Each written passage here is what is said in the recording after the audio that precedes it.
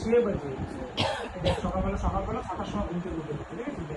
তারপরে সুবহ 6:50 বেলুন দিয়ে কাকে মারবা যে পড়া পারবে না তাকে, ওই জন্য নিয়ে দাঁড়িয়ে আছো।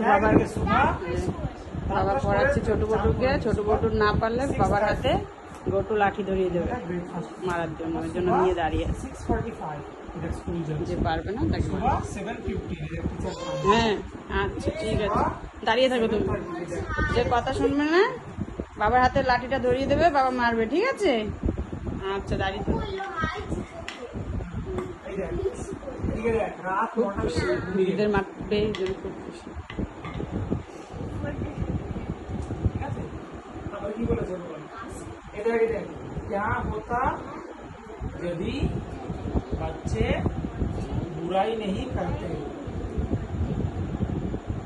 হাতে দেবো চা हाँ, फटाफट। বাজে